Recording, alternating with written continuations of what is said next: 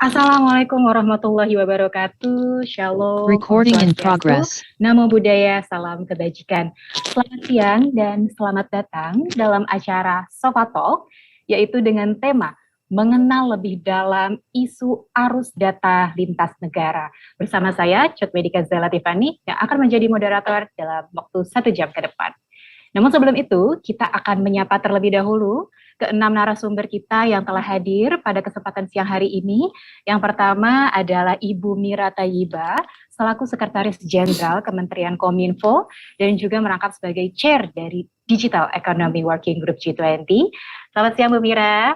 Selamat siang Mbak Cut. Baik, yang kedua adalah Mas Dedi Permadi, staf khusus Menteri Kominfo, selaku co-chair dari Digital Economy Working Group G20. Selamat siang Mas Dedi. Selamat siang Cut, semoga sehat-sehat. Ya, sehat selalu. Baik, dan juga hadir bersama kita di kesempatan siang hari ini dari National Knowledge Partner, yaitu Mbak Treviliana Eka Putri, staf pengajar dan perwakilan Kepala Departemen Hubungan Internasional Visipol Universitas Gadjah Mada. Sudah hadir, baik. Halo Mbak Treviliana. Halo Mbak, selamat siang. Selamat siang. Baik, selanjutnya dari National Strategic Stakeholders, di sini sudah ada Bapak Ardi Suteja, Ketua Umum Indonesia Cyber Security Forum. Selamat siang, Mbak Cut. Selamat siang, Bapak. Selanjutnya juga ada Bapak Rudi Rusdia, Ketua Umum Rudi Rusdia, Ketua Umum Asosiasi Big Data Indonesia atau ABDI. Halo Pak Rudi. Baik. Selanjutnya yang terakhir adalah Bapak Andi Budimansyah, anggota Indonesia Internet Governance Forum atau IDIGF. Halo Bapak Andi. Halo, selamat siang semua. Baik, selamat siang semuanya. Baik, Bapak dan Ibu peserta serta rekan-rekan media yang berbahagia, saya ingin mengingatkan kembali untuk teman-teman semua dapat menulis pertanyaan di kolom Q&A dengan format nama, strip instansi atau media, kemudian strip pertanyaan. Dan jangan lupa juga saya ingatkan untuk teman-teman bisa mengisi daftar hadir yang sudah panitia sediakan dalam kolom chat. Baik, mungkin tanpa menunggu lama lagi kita akan coba nih sebelum diskusi dimulai, begitu kita akan melihat kira-kira seperti apa sih video singkat mengenai DEWG. Berikut ini kita putarkan videonya.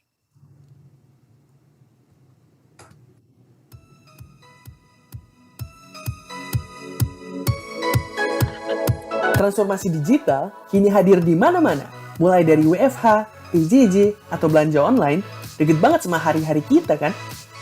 Digital Economy Working Group atau Kelompok Kerja Ekonomi Digital yang disingkat sebagai DEWG jadi salah satu rangkaian kegiatan pada Forum G20 yang membahas isu-isu transformasi digital yang bersifat global loh. Nah, sebagai tuan rumah DEWG di tahun 2022 ini, Indonesia akan mengangkat 3 isu penting. Yang pertama, konektivitas digital dan pemulihan pasca pandemi COVID-19. Isu ini akan membahas berbagai kebijakan tentang digitalisasi sebagai sarana pemulihan ekonomi, sehingga masyarakat bisa kembali bekerja, bersosialisasi, dan beraktivitas dengan lebih produktif pasca pandemi COVID-19. Yang kedua, kecakapan digital dan literasi digital. Miris gak sih pas denger ada keluarga atau teman kita kemakan hoax, atau ketipu iklan palsu di sosmed, atau terjebak pinjol ilegal? Padahal, internet kan bisa dipakai buat ngembangin kerjaan-kerjaan keren zaman sekarang, kayak Big Data Analytics, Artificial Intelligence, dan kawan-kawannya. Nah, pas banget. Di isu kedua DEWG akan membahas kebijakan dan program yang bisa meningkatkan kecakapan dan literasi digital masyarakat. Yang ketiga, arus data lintas negara. Wah, isu apa nih? Susah banget kedengarannya ya. Sebenarnya nggak serumit itu kok. Intinya, isu ini akan membahas bagaimana data atau informasi antar negara bisa saling mengalir dan dipertukarkan. Itu semua demi data-data pribadimu dan data lainnya bisa lebih aman dan tertata dengan baik di level global. Itulah ketiga isu prioritas yang dibahas di persidangan DEWG. Seluruh rangkaian persidangan DEWG akan dipimpin oleh Chair Mira Tayyiba selaku Sekjen Kemenkominfo dan Co-Chair Dedi Permadi selaku juru bicara dan staf khusus Menteri Kominfo. Bagaimana teman-teman? Seru banget kan pembahasannya? Yuk, terus ikuti perkembangan DEWG G20 tahun 2022 ini. Inilah waktunya Indonesia memimpin, mewujudkan transformasi digital yang inklusif, berkelanjutan, dan memberdayakan. Recover together, recover stronger. Dari Indonesia, dunia pulih bersama. Wah, seru banget. Jadi kalau sebelumnya nih kita udah sempat membahas tentang connectivity and post-COVID-19 recovery dan juga digital skills and digital literacy, hari ini kita akan bahas isu ketiga, yaitu cross-border data flow and data free flow with trust, di mana kita akan mengenal lebih dalam isu arus data lintas negara. Wah, ini kita menarik banget, jadi jangan tunggu lama lagi, kita akan langsung mengundang chair dari DEWG, yaitu Ibu Mira Tayyiba. Saya mau tanya-tanya sedikit nih, Bu Mira. Kira-kira kalau kita ngomongin tentang arus data lintas negara, apa sih yang disebut arus data lintas negara itu? Dan kemudian, bagaimana arus data lintas negara dapat mempengaruhi kegiatan sehari-hari masyarakat kita? Silakan, Bu Mira. Ya, makasih Mbak Cut. Jadi tadi yang sebagaimana Mbak Cut sampaikan ya, kita sekarang masuk, ini ibaratnya kita bicara isu trilogi ya, kita sudah bahas mengenai konektivitasnya, literasi digital, kecakapannya, kemudian sekarang data. Jadi ibaratnya kita sudah bangun jalannya, kita sudah tahu bagaimana menggunakan jalan itu secara produktif, sekarang kita bicara mengenai angkutannya, apa yang melintas di atas jalan itu, itulah data. Jadi kalau saya mau cerita pertama begini, sebagaimana tadi yang disampaikan di awal ya di video, banyak sekali kegiatan kita sekarang yang dilakukan di ruang digital. Mau belajar di ruang digital, kemudian bekerja, rapat, berkomunikasi seperti yang kita lakukan saat ini juga kita menggunakan teknologi digital. Nah, dari semua kegiatan itu yang mengalir ini adalah data. Saya ambil contoh, kita yang paling sering kita lakukan dalam keseharian adalah belanja online, apakah itu mau beli makan siang, ada buku bagus, ada segala macam, kita sekarang sudah banyak, bahkan sayur-sayuran ya, fresh product pun sudah banyak bisa dibeli secara online. Nah, mulai dari pilih-pilih tokonya, pilih-pilih barangnya, pada saatnya kita mau melakukan transaksi, kita masukkan nama atau ngecek nama, alamat, metode pembayaran, bahkan kita juga bisa menginput informasi pembayaran itu sendiri, pilih logistiknya dan sebagainya. Data yang mengalir tersebut ini harus kita kelola dengan baik agar ada manfaatnya. Kalau data yang dikelola oleh pemerintah, ini kan memang tujuannya adalah untuk kemaslahatan publik.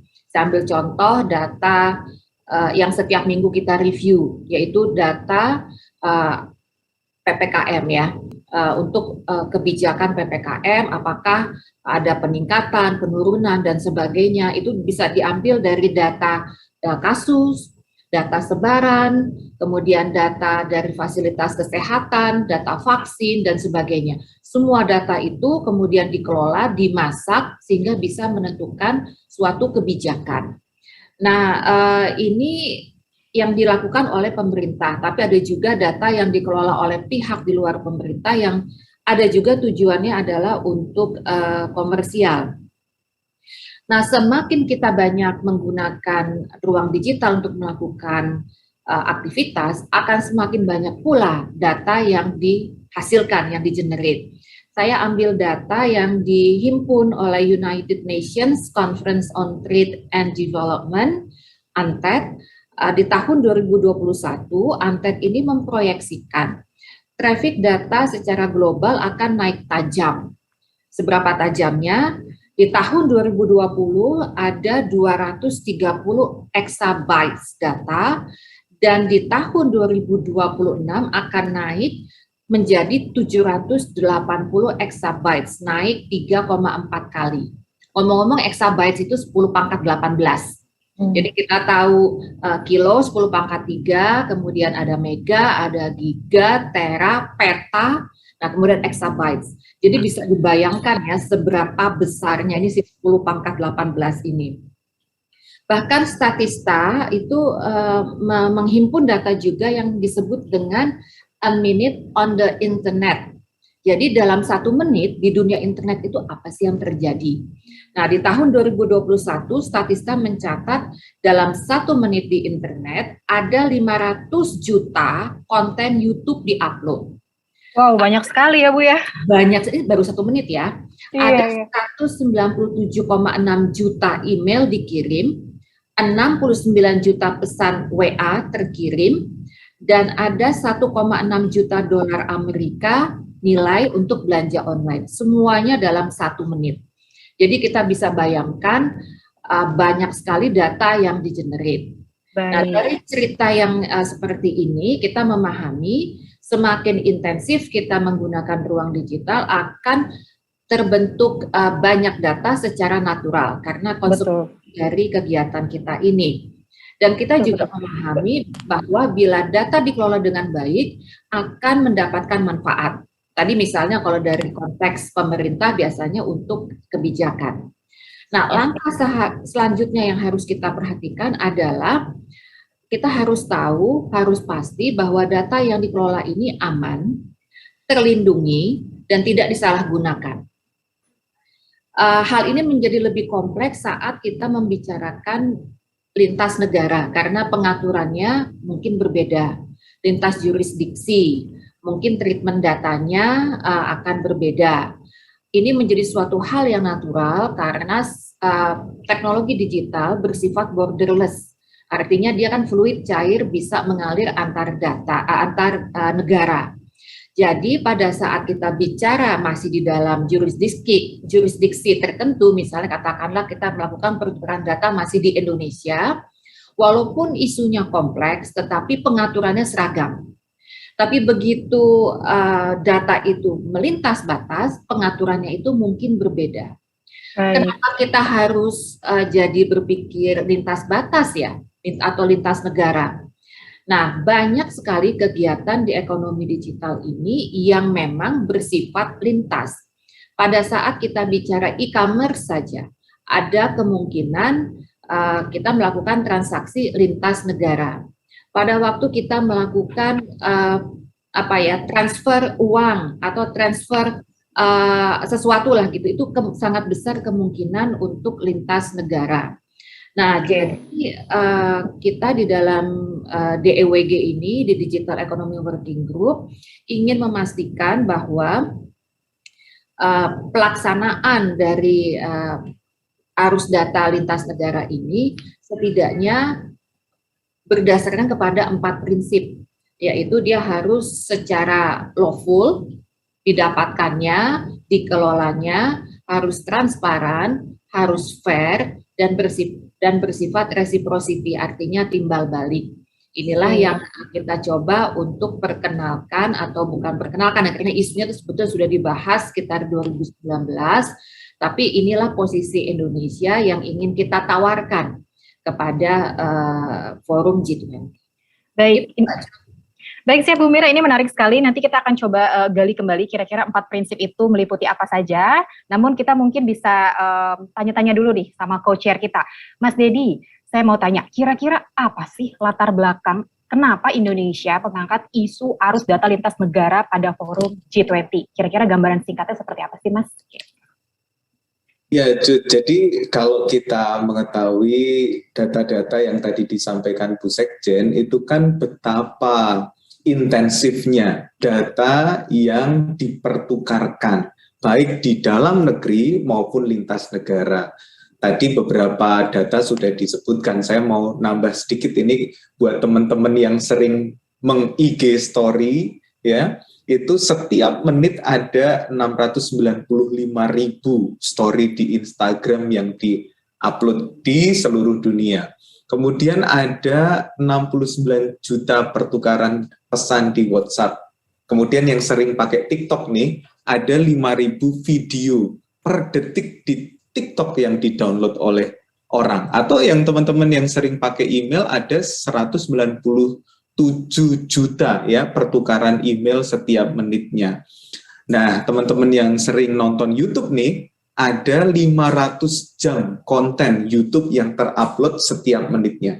Bayangkan data yang beredar di ruang digital kita ini sungguh begitu besarnya. Nah, ada negara-negara yang mengatur data itu secara terbuka. Ada negara-negara yang mengatur data secara semi terbuka. Dan ada juga yang cukup tertutup. Nah, perbedaan cara tata kelola data ini yang sebetulnya akan kita diskusikan ya di dalam forum G20 itu. Kalau kita bisa mengkategorisasikan ya, ada negara-negara yang sifatnya open transfer of data. Dari 116 negara yang disurvei oleh Bank Dunia pada tahun 2021, ada 39 negara nih yang tergolong pada open transfer data. Open transfer of data itu maksudnya apa? Tidak adanya pembatasan pada transfer lintas batas data pribadi atau minim ya pembatasan transfer lintas batas data pribadi. Di antaranya misalnya ada Kamboja, ada Pakistan, ada Arab Saudi gitu ya. Itu yang tergolong kategori pertama, open transfers of data. Yang kedua, istilahnya adalah conditional transfers. Terdapat keseimbangan antara keharusan untuk melindungi data pribadi dan kebutuhan akan keterbukaan transfer data. Dari 116 negara tadi yang disurvei ya, itu ada 66 negara. Jadi ini paling banyak ya. Termasuk Indonesia. Di antaranya lainnya adalah European Union, Argentina, Korea Selatan, Afrika Selatan. Itu kategori yang kedua. Yang ketiga adalah limited transfers. Limited transfer ini terdapat persyaratan ketat tentang aliran data pribadi lintas batas negara untuk perusahaan dan organisasi lainnya. Dari 116 negara, ada 11 negara yang tergolong pada limited transfer ini. Di antaranya adalah Tiongkok, Rusia, dan Vietnam. Jadi teman-teman, kita siang hari ini saling belajar satu dengan yang lain, kita sama-sama mengetahui bahwa di dunia ini ada 3 jenis negara yang mengelola datanya secara berbeda-beda. Kalau boleh saya ulangi, karena ini agak asing mungkin di tengah-tengah kehidupan kita ya. Kategori pertama adalah open transfers of data, yang kedua conditional transfers, dan yang ketiga adalah limited transfers. Nah, pertukaran data lintas negara inilah yang Indonesia akan coba perjuangkan di level G20. Supaya apa? Supaya ada tata kelola yang lebih baik di antara negara-negara ini. Tata kelola yang lebih baik itu bagaimana efeknya kepada kita semua? Tentu ketika kita tadi menggunakan data dengan begitu masif ya, baik di media sosial, di TikTok, di Instagram, di email kita, pertukaran data, pesan singkat kita, dan lain sebagainya, data-data kita itu bisa dikelola dengan lebih aman. Karena kita ketahui banyak sekali ya insiden terkait dengan data. Nanti pasti Pak Ardi, Pak Andi, Pak Rudi bisa bercerita banyak terkait dengan insiden-insiden misalnya kebocoran data pribadi dan lain sebagainya yang mewarnai kehidupan kita sehari-hari. Makanya ini sesuatu yang penting untuk kita, mungkin terkesan sangat elitis gitu ya, mungkin terkesan sangat eksklusif, tetapi sebetulnya ini sangat dekat dengan kehidupan kita sehari-hari. Nanti pasti Mbak Trevi juga bisa cerita terkait dengan bagaimana detail apa yang akan kita perjuangkan di forum G20 ini. Begitu.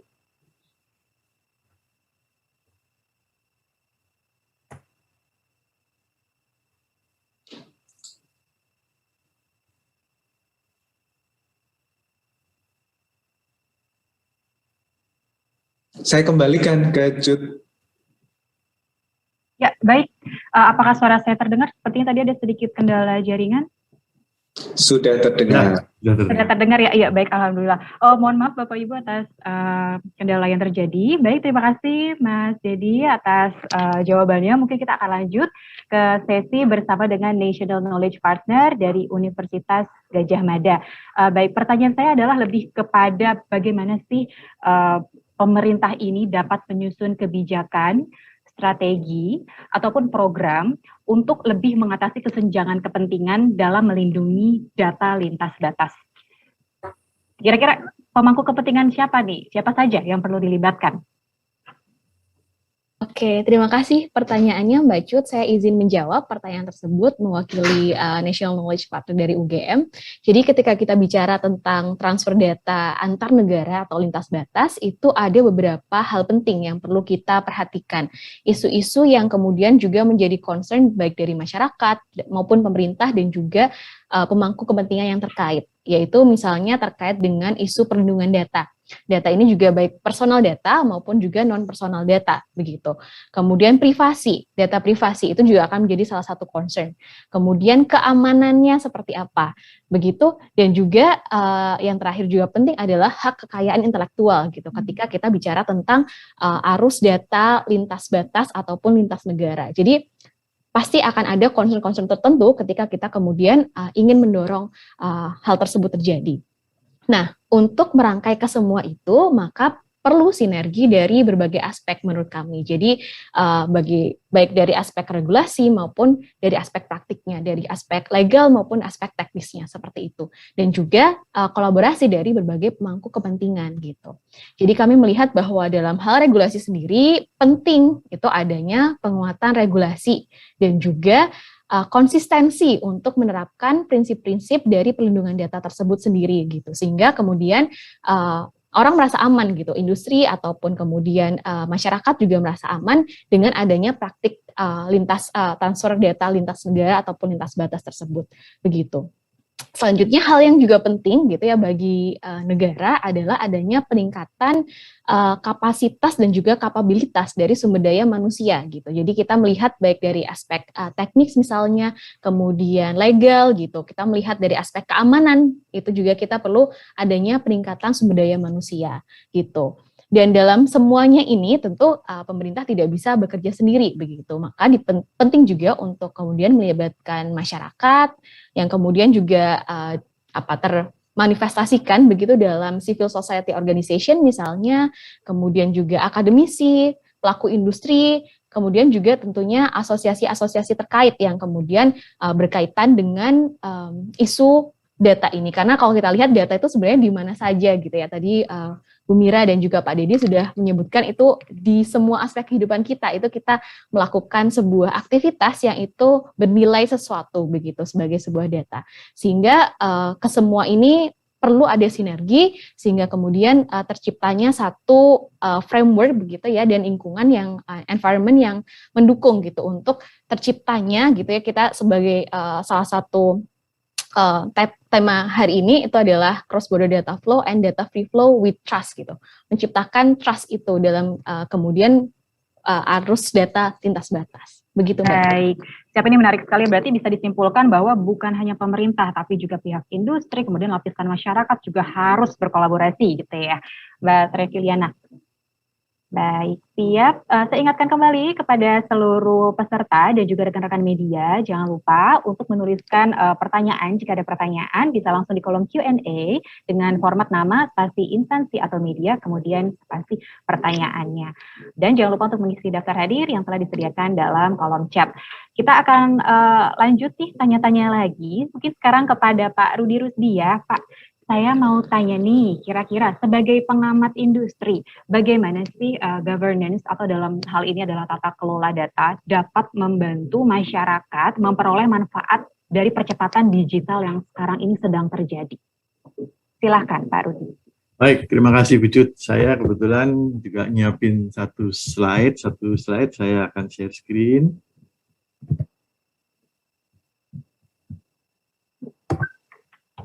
Apakah sudah kelihatan screen di layarnya? Iya, baik, terlihat. Terlihat ya. Silakan. Ya. Nah, jadi pertanyaannya ini saya sudah bikin.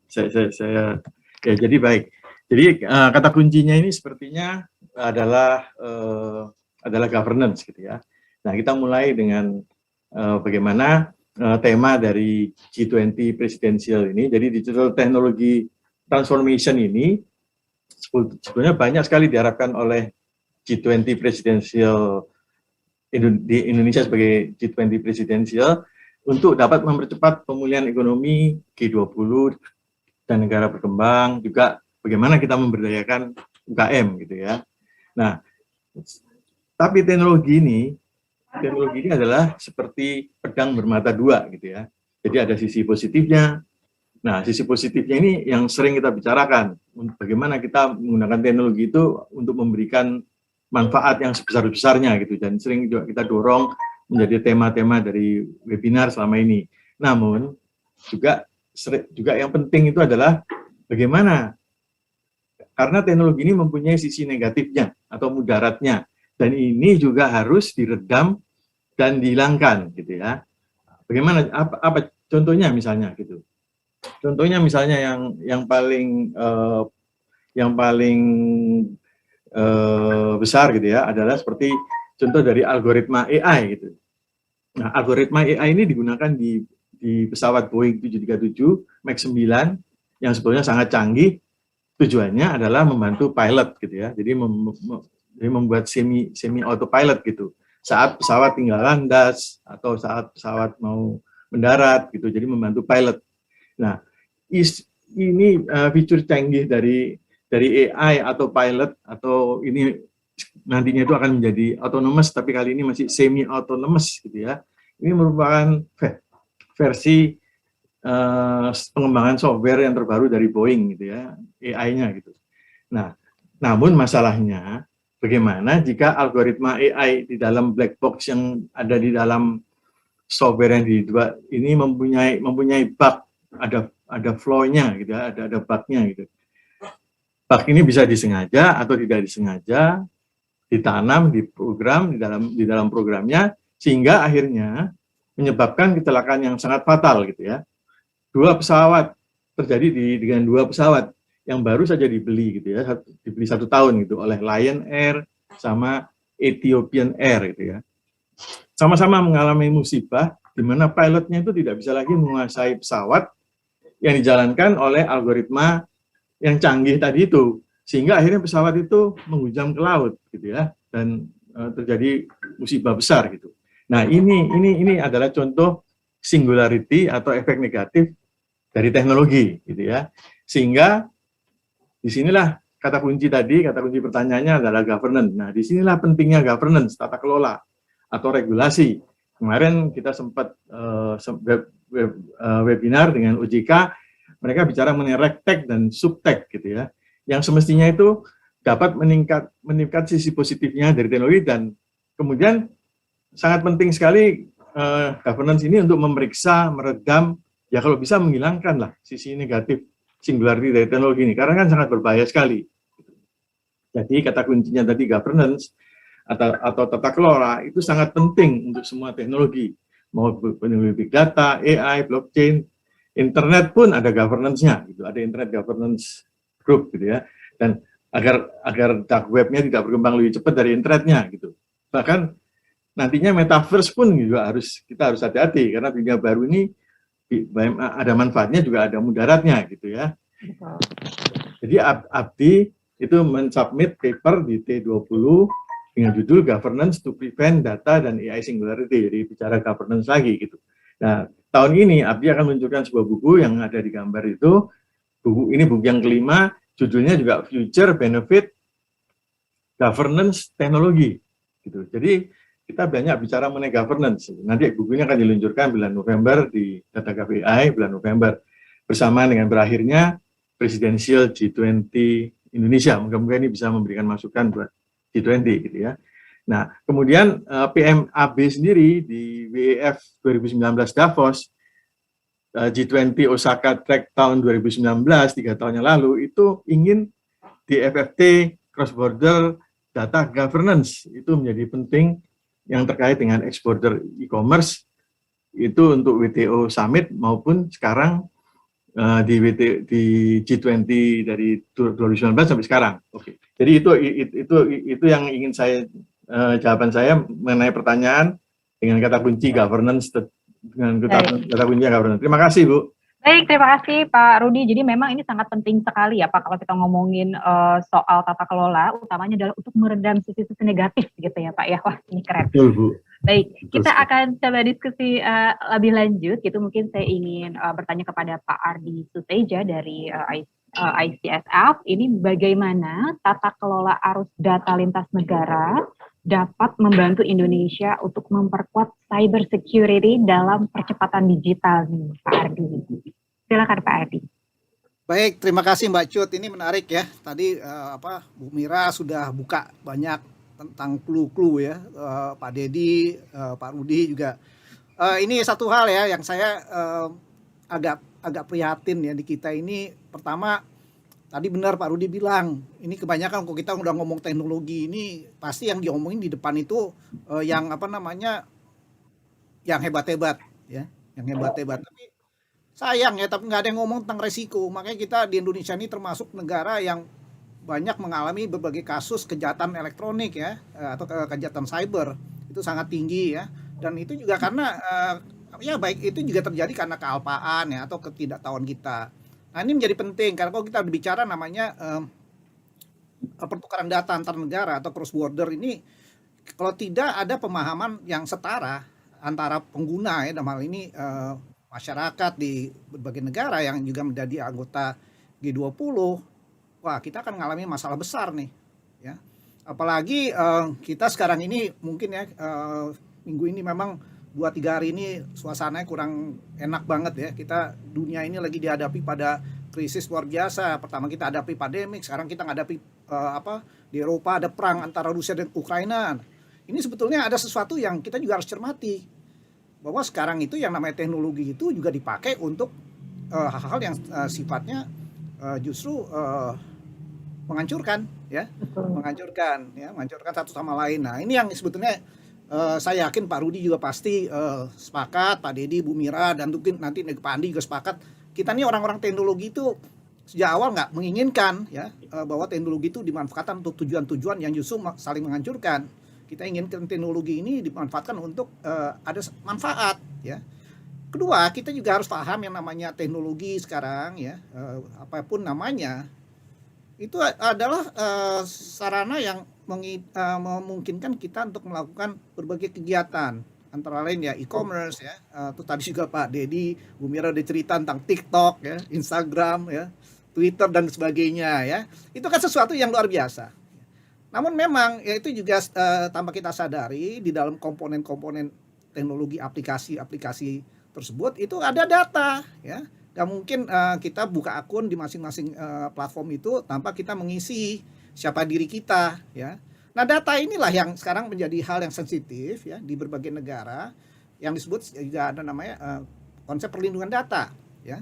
Nah perlindungan data ini adalah sesuatu yang menjadi kita bilangnya aset strategis krusial ya, krusial. Sebenarnya aset strategis krusial negara ya, bangsa kita tuh aset ada di data. Nah, bayangkan kalau data ya yang berupa data pribadi, nama kita ya, nomor-nomor pokok daripada KTP ya, BPJS itu dikuasai pihak lain. Coba bayangkan.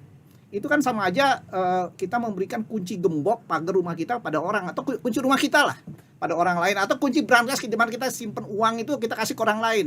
Nah, coba bayangkan. Kalau itu dikuasai orang lain, lantas bagaimana ya? Ini yang harus kita sadari. Artinya kita semua harus punya tadi prinsipnya tuh ada 4 ya, lawfulness, transparency, fairness, reciprocity ya. Artinya apa? Ini harus ada kesetaraan antar negara. Kalau kita melakukan pertukaran data ya, baik itu untuk berbagai kepentingan ya, e-commerce ya, perbankan dan sebagainya, harus ada kesetaraan baik dalam segi peraturan, tentunya juga pemahaman oleh masyarakat yang menggunakan platform-platform ini sebagai enabler ya.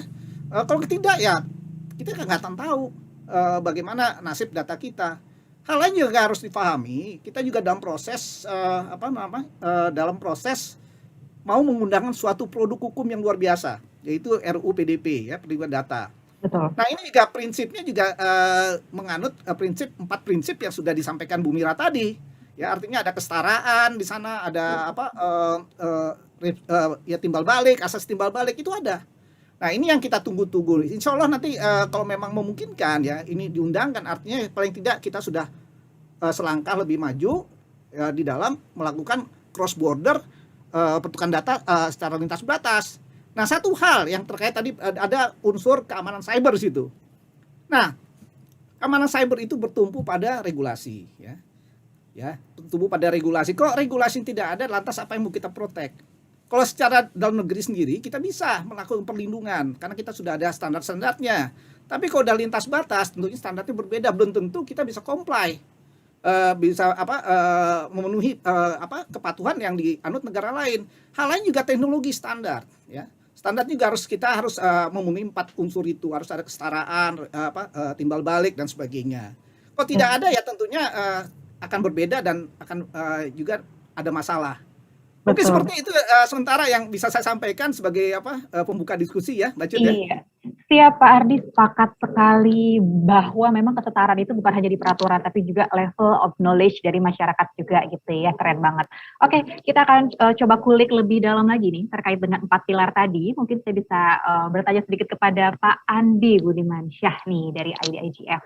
Kan tadi telah disebutkan ya Pak, 4 prinsip tata kelola data itu ada lawfulness, ada fairness, ada transparency, dan juga ada reciprocity. Nah, kira-kira bagaimana sih Pak keempat prinsip ini akan membantu pemerintah untuk menata kelolakan arus data lintas negara sehingga masyarakat tuh dapat merasakan manfaatnya? Silakan Pak Andi. Ya, terima kasih ya. Suara saya terdengar ya? Terdengar. Selamat siang Bapak-bapak dan Ibu-ibu yang saya hormati. Mungkin sebelum saya menjawab pertanyaan tersebut, saya ingin juga menyampaikan karena data free flow with trust ini kan disampaikan oleh Prime Minister AB tadi, seperti yang disampaikan oleh Pak Rudi Rusdia.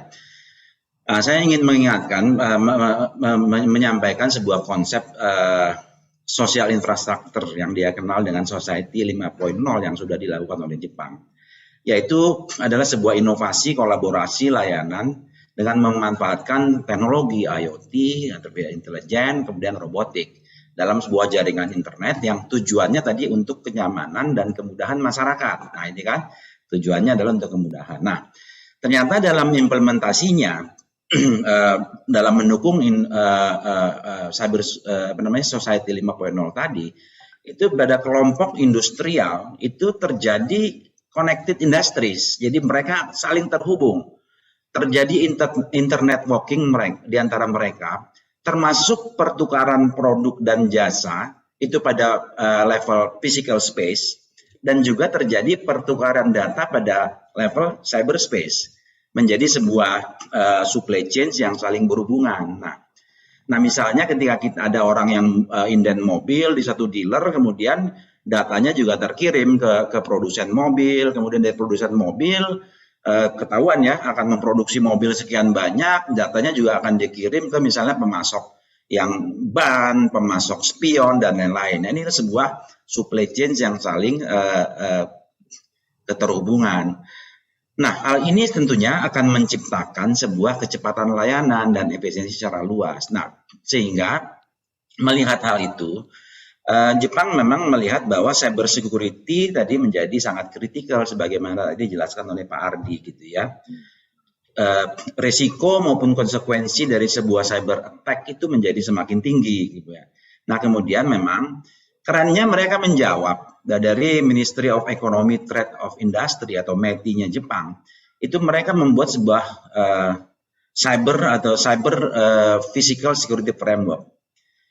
Sebuah framework keterhubungan antara cyber dan physical dalam sebuah platform yang untuk mendukung rantai pasok tadi, yang tujuannya adalah sebagai guide untuk mengimplementasikan dalam connected industry tadi, sehingga tujuannya adalah mengurangi risiko dari sebuah cyber attack.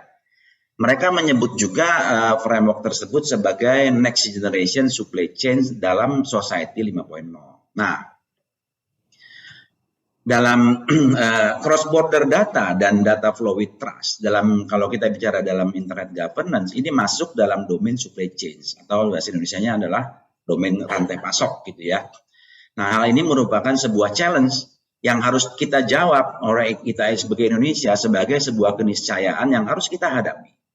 Tadi saya senang sekali dari Bu Mira maupun Pak Dedi, artinya Indonesia siap untuk melihat cross data border maupun DFFT. Itu kita perlu bicara bagaimana kita melakukannya kan begitu. Nah, sebetulnya kalau kita bicara pertukaran data itu bukan hal yang baru buat Indonesia. Kita sudah punya sebetulnya yang namanya Perpres Satu Data, kita juga punya yang namanya SPBE gitu ya, yang merupakan inisiatif dari pemerintah yang sebetulnya tujuannya untuk mengarah ke sana. Nah, dalam implementasi di masyarakat maupun di pemerintah sudah terjadi cross border data tadi dijelaskan oleh Pak Ardi ya. Ketika kita ke sosmed memasukkan data kita sebenarnya sudah terjadi cross border, data kita sudah pindah ke penyelenggara platform media sosial tersebut gitu ya, karena kita sudah menyebutkan nama, email, tanggal lahir, bahkan juga nomor handphone, karena memang dibutuhkan untuk two factor authentication. Nah, di sisi lain dari pemerintah juga sudah melakukan, dari Dukcapil saat ini tuh sudah bekerja sama dengan bank, dengan operator telco dan industri lain yang dianggap layak untuk mengakses data KTP elektronik. Itu sudah terjadi gitu ya. Nah, yang terasa di masyarakat adalah antara marketplace dengan kurir. Kalau kita belanja di di marketplace, saya nggak usah sebut mereknya gitu ya, karena kita belanja, kemudian ketika kita belanja, barang kita dikirim oleh kurir, dibungkus gitu ya dengan rapi. Di situ ada nama kita, alamat kita. Nah, padahal kita tidak pernah memberikan data kita tadi ke kurir. Kita hanya memberikan data kita ke marketplace. Nah, marketplace inilah yang meneruskan data kita ke kurir. Nah, ini sudah terjadi crossing data juga. Jadi kita juga sebetulnya pelan-pelan sudah melaksanakan cross data tadi, tapi masih dalam lingkup Indonesia. Nah, kembali ke pertanyaan tadi, keempat prinsip yang diusung oleh pemerintah, menurut saya itu adalah dasar yang sangat baik, karena keempatnya merupakan dasar atau underlying dari sebuah kerjasama apapun, gitu ya, termasuk dalam tata kelola arus data lintas negara dan data flow with trust tadi. Namun masih diperlukan lagi beberapa perangkat regulasi. Tadi disebutkan diantaranya lah Undang-Undang Perlindungan Data Pribadi. Karena dalam cross border data nanti bisa terjadi ada data-data yang bersifat data-data bukan data pribadi, mungkin data barang yang diekspor tuh apa-apa aja. Bayangkan kalau misalnya dari Korea mengimpor ke Indonesia 2 kontainer handphone. Bayangkan kalau kita harus melakukan input lagi tuh nomor emailnya. Kan setengah mati itu. Nanti kalau datanya bisa kita terima cross border, Indonesia kan akan mendapatkan efisiensi, tidak perlu orang menginput lagi atau men-scan lagi barcode untuk mendapatkan data email tersebut kan gitu ya. Iya, betul Pak. Betul ya. Sehingga ya, bagi perusahaan industri kita juga perlu kemudian setelah itu kita juga perlu mengendorse bagi perusahaan industri untuk comply dengan standar data governance dan cyber security, untuk mengelola resiko yang konsekuensi terhadap cyber attack.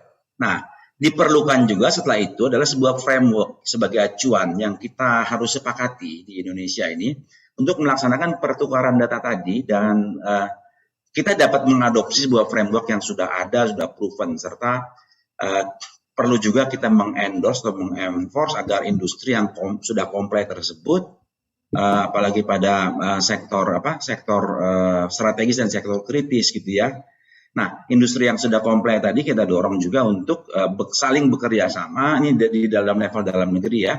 Kemudian dengan tetap memperhatikan prinsip-prinsip tadi data privacy, perlindungan hak kekayaan intelektual, dan data governance dan cyber security. Nah, dengan demikian maka ICT Indonesia dalam bahasa saya akan naik kelas gitu ya. Kita akan dapat menjawab kebutuhan tantangan ke depan, karena saya yakin di Indonesia sudah banyak orang pinter gitu yang dapat melaksanakan hal ini. Kita hanya butuh dirijen dari pemerintah gitu ya, yang mengkomandoi industri supaya kita nanti bergerak ke arah sana. Nah, implementasi data lintas negara dan DFFT tadi itu bisa dilakukan nanti secara bertahap dari level nasional supaya memberi manfaat, efisiensi dan kecepatan layanan, baru kemudian kita naik ke level negara untuk beri manfaat secara global. Nah, pada saat kita bicara pada level global, tentunya ada hal-hal lain yang menjadi pertimbangan dari negara-negara lain, gitu ya. Di mana selain kelengkapan peraturan perundangan dan regulasi yang ada, tentunya akan melihat aspek kesetaraan atau bisa disebut dengan adekuasi ya, dengan peraturan yang berlaku di negara mereka. Nah, sehingga adekuasi ini juga menjadi hal yang penting dalam menyusun peraturan dan perundangan, sehingga ICT Indonesia juga nanti bisa memberi manfaat kepada masyarakat dalam hal peningkatan pelayanan dan juga kepada masyarakat global. Mungkin itu Iya. jawabannya. Kasih. Baik, terima kasih Pak Andi. Ini sangat fruitful sekali ya pembahasannya. Jadi memang kalau bisa saya highlight di sini perangkat regulasi itu tentu saja dibutuhkan bukan hanya Perpres 1 Data dan juga terkait dengan SPBE, tapi juga pengesahan dari RUU PDP ya Pak ya. Sepakat sekali. Baik, kita akan coba untuk beralih ke pertanyaan dari floor gitu ya. Ini sudah banyak sekali pertanyaan kepada para narasumber. Mungkin yang pertama saya akan membacakan pertanyaan untuk Ibu Mira. Di sini ada Mbak Natisha dari Antara. Nah, ini pertanyaannya adalah aturan lintas negara seperti apa sih yang kira-kira akan dihasilkan dari G20 ini, Bu? Silahkan mungkin Bu Mira. Ya, makasih Mbak Natisha. Jadi, sebagaimana kita ketahui, forum G20 ini tidak legally binding. Tetapi karena ini adalah forum G20 di mana 20 member states-nya itu menguasai 80% perekonomian dunia dan sangat strategis, 76% perdagangan, 65% penduduk dunia. Jadi bila disepakati oleh si 20 ini tentunya akan apa ya istilahnya Paretonya ya yang akan menentukan atau yang men-shape up landscape secara global. Itu yang pertama. Yang kedua, ternyata pendekatan masing-masing negara itu bisa berbeda-beda, bukan bisa lagi ya, terbukti berbeda-beda. Ada yang menggunakan pendekatan pengelolaan data lebih kepada kepentingan korporasi misalnya. Ada yang lebih kepada kepentingan pemerintah. Ada yang lebih kepada kepentingan masyarakat atau individu, tepatnya individu sebagai pemilik data. Yang sudah dilakukan oleh Forum G20 dari tahun 2019 di Osaka, itu kita berusaha mencari persamaan. Karena dengan latar belakang yang berbeda, kalau kita membahas terus perbedaan, ya pasti akan terus berbeda. Tetapi di perbedaan itu kan pasti ada commonalities-nya. Ada prinsip-prinsip dasar yang disetujui, yang kemudian menjadi landasan mengapa masing-masing bertindak sesuai dengan legitimate policy-nya gitu ya, kepentingan nasionalnya masing-masing. Jadi kalau secara konkret kesepakatan apa yang ingin dicapai di sini, kita sebagaimana yang kami sampaikan di depan, kita berusaha untuk membahas secara multi stakeholders di member states itu dengan tujuan kita bisa menyepakati 4 prinsip itu tadi. Jadi mau kita melindungi kepentingan individu ataupun pemerintahnya ataupun ke korporasi, dunia usaha. Tetapi yang namanya kita melakukan pengelolaan data itu pasti harus lawful, harus transparan, harus fair, dan harus reciprocity. Itu tujuan utama kita put on the table ada 4 prinsip itu. Dan bukan suatu hal, saya terus terang aja, ini bukan suatu hal yang mudah. Sama sekali bukan suatu hal yang mudah. Jadi kita terus, makanya kita mengajak teman-teman industri di sini, ada Pak Ardi, ada Pak Rudi, ada Pak Andi, juga teman akademisi, dalam hal ini ada Mbak Trevi, supaya kita coba deh, isu ini kita lihat dari sekian banyak angle gitu. Mungkin kita melihat berbeda-beda, tetapi prinsipnya itu pasti ada yang sama. Itu yang kita coba untuk cari. Begitu. Siap, baik Bu Mira, jadi intinya adalah kita akan fokus kepada 4 prinsip ini yang mana nanti bisa digunakan dalam berbagai macam kepentingan begitu ya. Oke, semoga menjawab Mbak Natisha. Kita akan lanjut ke pertanyaan kedua. Oh, ini masih dari Mbak Natisha lagi. Pertanyaannya cukup menarik kepada Pak Dery Permadi. Indonesia saat ini kan belum punya undang-undang perlindungan data pribadi. Nah, kalau nanti ada kesepakatan dengan negara anggota G20 untuk arus data lintas negara, regulasi apa sih kira-kira yang akan menjadi dasar gitu di Indonesia? Silakan Mas Dedi, waktunya 3 menit. Oke, terima kasih Mbak Natisha. Jadi sebetulnya regulasi terkait dengan pelindungan data pribadi itu tidak ada sama sekali di Indonesia. Jadi memang sudah ada regulasi existing yang kita miliki saat ini. Yang pertama adalah Undang-Undang ITE. Yang kedua adalah PP 71 tentang PSTE, penyelenggaraan sistem dan transaksi elektronik. Kemudian yang ketiga juga dalam beberapa hal ada kaitannya dengan Permen Kominfo 5 tahun 2020. Permen Kominfo 5 tahun 2020 ini terkait dengan PSE atau penyelenggara sistem elektronik lingkup privat. Jadi ketika kita berbicara tentang ketiga regulasi tersebut, sebetulnya sudah ada dasar-dasar dan juga ada Permen Kominfo terkait dengan pelindungan data pribadi ya. Itu sudah memuat beberapa prinsip terkait dengan pelindungan data pribadi yang selama ini kita gunakan untuk tata kelola dan perlindungan data pribadi. Buktinya apa?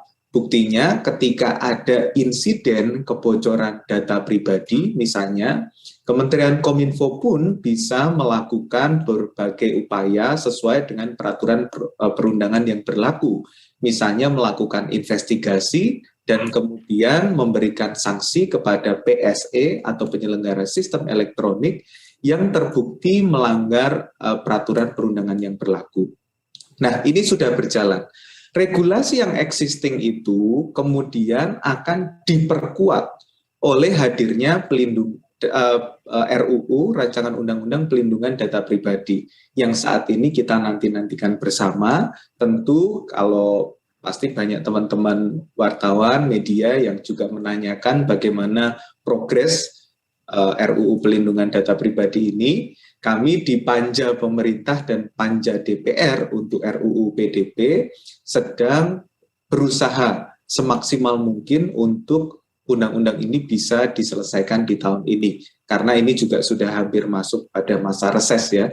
Jadi kita berkejaran dengan waktu, tetapi dialog-dialog, diskusi-diskusi terus dilangsungkan antara Panja di DPR dan Panja di pemerintah. Mungkin itu jawabannya. Iya, wah ini informasinya langsung A1 loh. Ini juga pertanyaan mungkin semua masyarakat ya, akhirnya tercerahkan. Baik, itu dia untuk pertanyaan kedua. Kita akan langsung lanjut ke pertanyaan ketiga untuk Mbak Trevi dari UGM. Ini dari Mbak Mediana dari Harian Kompas. Tadi sempat disebutkan penguatan regulasi perlindungan data nih, Mbak Trevi. Apa boleh didetailkan kembali regulasi apa sih maksudnya yang dimaksud gitu kan? Apakah sama dengan tadi disebutkan oleh Mas Dedi atau seperti apa? Kemudian jika sudah berbicara mengenai cross-border data transfer, regulasi perlindungan data pribadi apa yang harus dan seperti apa yang harus dimiliki oleh Indonesia? Mungkin ada insight dari Mbak Trevi, silakan. Oke, terima kasih Mbak Cut dan juga pertanyaannya dari Harian Kompas. Ini menarik untuk tadi mungkin Mas Didi sudah menyebutkan terkait dengan RUU Perlindungan Data Pribadi, itu juga salah satu yang mungkin kita dorong ya untuk kemudian bisa segera disahkan untuk memperkuat regulasi terkait perlindungan data pribadi. Tapi kita juga perlu tahu bahwa data kita itu tidak hanya berdasarkan satu regulasi saja. Tadi mungkin Pak Didi sudah menyebutkan regulasi yang sudah ada di Kominfo, tapi juga ada regulasi-regulasi yang berkaitan dengan data kita di sektor-sektor lain gitu. Jadi seperti misalnya keuangan misalnya, ataupun misalnya kalau kita ada di e-commerce ataupun misalnya di melakukan transaksi jual beli begitu ya, ada terkait dengan perlindungan konsumen begitu. Jadi ini merupakan hal yang membutuhkan itu perlindungan dari berbagai sektor gitu. Jadi baik dari Kominfo juga dari berbagai sektor lainnya. Dan di sisi lain itu juga kalau misalnya kita sekarang banyak banget mendengar kisah tentang bagaimana bocornya data pribadi ataupun misalnya kesalahan dari misalnya keteledoran misalnya dari pemilik data pribadi tersebut sendiri gitu. Jadi ada terkait dengan penguatan regulasi dan juga bagaimana penerapan dan perlindungannya itu merupakan PR yang besar bagi kita semua gitu. Jadi baik Kominfo maupun sektor-sektor lain yang juga terkait dan juga tentunya masyarakat seperti itu. Nah, Oh, sorry. Saya Gimana Mbak Trevi? Ya, Silakan. oke. Mungkin saya mau lanjut lagi tadi sudah disebutkan juga oleh Ibu Mira terkait dengan prinsip-prinsip yang kemudian akan kita adopsi atau kita dorong begitu ya untuk kemudian menaungi cross border data flows dan data free flow with trust, karena penting untuk kemudian menciptakan elemen dari trust itu sehingga orang confident gitu untuk melakukan transfer data lintas batas, yang mana itu ada prinsip lawfulness begitu ya, jadi terkait dengan ada legal grounds-nya, kemudian ada necessity-nya begitu, kemudian fairness yang juga sangat nanti berkaitan dengan supaya itu ketika terjadi arus data lintas batas itu, aktivitas tersebut tidak akan memberikan dampak negatif terhadap subjek data atau pemilik data tersebut begitu. Baik. Kemudian transparansi, bagaimana data tersebut kemudian subjek data terinformasikan, bagaimana datanya terproses, dan juga reciprocity yang tentunya menekankan kepada mutual imposition begitu. Jadi tidak sepihak ketika terjadi arus data lintas batas. Begitu Mbak Cut dari saya. Ya, baik, terima kasih Mbak Trevi. Jadi memang ini tadi diaminkan kembali oleh Mbak Trevi bahwa memang regulasi existing itu sudah ada sebetulnya. Namun di sini juga kita perlu lihat bahwa bukan hanya dari Kominfo saja, di sini juga banyak sekali regulasi yang berkaitan dengan beberapa sektor lain gitu ya, seperti sektor keuangan dan perbankan gitu, terkait dengan perlindungan konsumen. Baik, ini menarik sekali, tapi kita masih ada satu pertanyaan lagi, mungkin ini akan menjadi pertanyaan terakhir, karena kita juga memiliki keterbatasan waktu tentu saja. Ini pertanyaan untuk Pak Ardi Suteja dari ICSF, dan pertanyaannya dari Mbak Nadi, ini dari IICF. Bagaimana membudayakan manajemen risiko secara top-down maupun horizontal dalam komunitas pentahelix, seragam, dan berdaya? Wah, silahkan Pak Ardi, waktunya 3 menit untuk bisa menjawab. Ini luar biasa pertanyaannya Mbak, siapa tadi, Nadi ya? Mbak Nadi, ya betul. Jadi saya dalam diskusi G20 ini baru dengar ini ada yang pakai istilah pentahelix ya. ini harus kita jawab, ini pertanyaan ini jadi penting. Jadi begini, kita bicara masalah perlindungan data, keamanan cyber itu bukan suatu hal yang mudah ya. Apalagi kita bicara sesuatu yang kita hadapi adalah masyarakat yang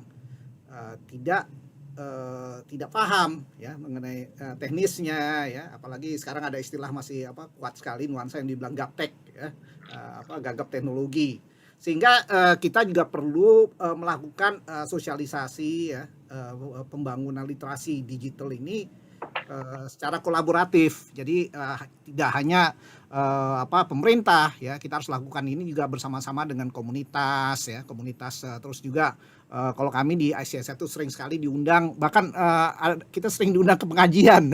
Pengajian itu kita lakukan juga. Jadi di pengajian kita juga sampaikan kepada jemaah-jemaah, ibu-ibu pengajian ya, terkait dengan masalah-masalah yang harus diwaspadai di dalam menggunakan teknologi digital itu apa saja. Jadi ini memang sesuatu yang sifatnya berkelanjutan ya, ongoing ya. Kita harus melakukan ini, dan terus terang aja saya sampaikan dalam forum ini ya, memang ini tanggung jawabnya bukan hanya di pemerintah, ini tanggung jawab juga di pelaku industri, di tempatnya Pak Rudi, tempatnya Pak Andi, operator ya, yang menyelenggarakan jaringan ini semua harus berkolaborasi untuk membangun literasi digital secara bersama-sama, agar nantinya kita bicara G20 nih ya, forumnya ya, kita punya kesetaraan. Bayangkan kalau nanti tim tidak seimbang ya. Ini kan bayangin, jadi kita nggak di sana ada apa, di sini ada, kita nggak tahu. Ini kan juga memalukan ya. Terus terang kita harus juga sadar diri ya melihat ini. Jadi artinya kita semua ini dalam satu upaya bersama ya, yang kita sebut collaborative responsibility ya, untuk membangun literasi digital ini. Tidak bisa dilakukan oleh sepihak ya, satu orang, dua orang, satu kelompok. Bahkan di tempatnya Pak Trevi pun juga saya sering main ke sana ya, diundang. Bahkan kita semua sekarang ini lagi rajin keliling ke seluruh Indonesia bicara hal-hal ini. Jadi ini yang kita harus lakukan. Nah, kedua, kita juga nyadari tingkat proficiency atau pemahaman itu tidak sama. Makanya ini juga saya bilang sama teman-teman, kayaknya kita nih harus rubah nih strategi komunikasi kita. Jangan kita bicara yang tinggi-tinggi nih, kita bicara gaya anak muda deh. Kadang-kadang pun saya terpaksa deh kalau di dalam forum tertentu pakai t-shirt jadinya. T-shirt, kaos sepatu cats gitu ya. Iya. Kita pakai gaya bahasa anak muda gitu. Jadi terpaksa lah kita yang udah umur-umur gini jadi anak muda lagi. Gitu. Jadi milenial lagi ya Pak ya? Kita harus menyesuaikan juga dengan lingkungan ya. Iya, audiens betul. kita. Jadi memang kita harus menyadari hal ini, nggak mungkin kita bicara sesuatu yang untuk kalangan tertentu itu canggih ya, tapi belum tentu untuk masyarakat lain itu bisa dipahami. Jadi kita memang harus punya konsep bersama bagaimana kita bisa membangun literasi digital ini secara menyeluruh ya. Ada keseragaman pemikiran. Nah, ini penting untuk kita bangun kalau udah bicara tatanan global ya. Kalau tidak paham, waduh, kita akan hadapi masalah besar ini. Betul. Jadi kalau bisa saya simpulkan ini terkait dengan strategi komunikasinya ya Pak, yang diubah sedemikian rupa agar lebih milenial gitu ya Pak ya. Wah, iya, betul. Seru banget. Oke, baik, ini ada satu pertanyaan terakhir. Wah, ini menarik. Dari panutan saya, Pak Aswin Sasongko. Ini pertanyaannya untuk Bu Mira Tayyiba. Apakah regulasi PDP di Permenkominfo atau RUU PDP akan melarang penggunaan data personal oleh platform di luar negeri? Silahkan Bu Mira, 2 menit waktunya. Pak Aswin bisa aja. Ini PDP yang sekarang kita satu-satu lah Pak, kita fokus ke yang di sini aja dulu. PDP yang tadi Pak Dedi sudah informasikan, yang kata Mbak Cut itu informasi A1 itu kita selesaikan dulu satu-satu lah Pak. Tetapi yang di luar itu kan harus mendaftar di kita. Itu yang kita bukan mainkan, artinya kita enforce dulu regulasi yang ada. Untuk selanjutnya itulah gunanya. Ada Pak Andi, ada Pak Rudi, ada Pak Ardi, juga tentunya ada Pak Aswin. Kita formulasikan yang tepatnya gimana. Tapi tadi saya baca di chat yang betul. Teknologi ke depan tuh macam-macam. IoT udah ngumpulin data sekian banyak. AI, ke depan ada metaverse dan sebagainya. Kemudian kalau kita mau keep up dengan teknologi, kita akan ngos-ngosan. Tetapi prinsip dasar itu kan pasti ada. Prinsip dasar itu yang harus kita sepakati, yang harus kita tegakkan. Itu pandangan kami seperti itu. Tapi oke lah Pak Aswin. Kalau Pak Aswin juga panutan saya, jadi saya nurut aja lah sama Pak Aswin. Seru banget ya Bu ya. Aduh. Baik. Terima kasih Pak Aswin atas pertanyaannya. Yuk kita sinergi bersama dan satu-satu ya. Tadi seperti arahannya chair dari DEWG. Baik, mungkin sekarang kita akan tiba di sesi terakhir yaitu closing statement. Saya persilahkan kepada co-chair dari DEWG, Mas Dedi Permadi, untuk bisa memberikan sepatah 2 patah kata. Silakan Mas Dedi. Baik, terima kasih. Tentu kami sangat senang siang hari ini ada pihak-pihak yang sudah mendukung diskusi sehingga diskusinya ini hidup banget ya Mbak Cut ya. Betul. Jadi ada Pak Ardi, ada Pak Rudi, ada Pak Andi, ada Mbak Trevi. Kami di Kominfo merasa sangat senang karena diskusi ini sebetulnya tidak hanya di forum ini, tetapi juga di dalam proses penyusunan substansi persidangan Digital Economy Working Group. Jadi ke depan kami sangat berharap Bapak-bapak, Ibu-ibu, dan juga teman-teman yang hadir pada webinar siang hari ini tetap bisa memberikan masukan kepada Kominfo sebagai leading sektor dalam Digital Economy Working Group supaya kepentingan nasional kita itu bisa kita perjuangkan di forum G20. Saya menggarisbawahi satu hal yang disampaikan oleh Pak Andi, Pak Ardi, Pak Rudi tadi, bahwa kita tidak bisa melihat terkait dengan cross-border data flow ini hanya dari satu sisi saja, yang bagus-bagus saja. Tetapi kita juga harus membuka mata kita bahwa ketika kita mentransmisikan, bertukar data, ada resiko-resiko keamanan siber yang menyertainya. Dan kita perlu waspadai bersama. Forum Ekonomi Dunia misalnya mencatat ada 3 tantangan utama di dalam keamanan data kita. Ransomware, social engineering, dan tindakan perusakan keamanan data siber. Kalau kita melihat data juga dari 2018 ke 2019 saja, serangan siber itu meningkat 780%. Bagaimana dengan Indonesia? Indonesia ini berada di peringkat 16 dari negara yang paling sering terjadi target sasaran serangan siber. Dan saya menggarisbawahi betul apa yang disampaikan Pak Ardi, ini adalah tanggung jawab kita bersama. Tidak hanya pemerintah, tentu pemerintah akan mengambil bagiannya di dalam memperkuat regulasi, memperkuat tata kelola di internal pemerintah, memperkuat teknologi, memperkuat sumber daya manusia, tetapi di saat yang bersamaan kami mengajak seluruh pihak, baik itu industri, masyarakat, dan lain sebagainya, untuk bersama-sama menjaga data kita, apalagi data pribadi, untuk kepentingan nasional kita, dan agar selalu terjaga keamanannya, terutama ketika harus berurusan dengan data arus lintas negara. Demikian, Cut, terima kasih. Luar biasa, kita prok-prok dulu nih secara virtual atas closing statement-nya. Baik, Bapak Ibu, yang tentunya saya sangat hormati, saya ucapkan terima kasih banyak atas waktu yang telah diluangkan Bu Mira Thayyibah selaku Sekjen dari Kementerian Kominfo dan juga Chair dari DEWG, Mas Dedi Permadi, staf khusus Menteri Kominfo dan juga Co-Chair dari DEWG, dan juga ada Mbak Trevi, staf pengajar dan juga perwakilan dari HI Visipol UGM, ada Pak Ardi Suteja, Ketua Umum Indonesia Cyber Security Forum, terus juga ada Pak Rudi Rusia, Ketua Umum Asosiasi Big Data Indonesia, serta Pak Andi Budimansyah, anggota Indonesia Internet Governance Forum. Terima kasih banyak Bapak atas waktunya untuk bisa berdiskusi pada siang hari ini. Dan tak lupa saya ucapkan terima kasih banyak untuk seluruh peserta dan juga rekan-rekan media yang sudah bergabung hingga sesi terakhir ini. Tentunya saya Cut Medika sebagai moderator mohon undur pamit gitu ya. Sampai jumpa dalam rangkaian acara Sofa Talk berikutnya atau mungkin rangkaian DEWG yang lain. Dan jangan lupa untuk sukseskan presidensi G20 Indonesia. Recover together, recover stronger. Wabillahi taufiq wal hidayah. Wassalamualaikum warahmatullahi wabarakatuh. Sampai jumpa. Terima kasih Bapak Ibu.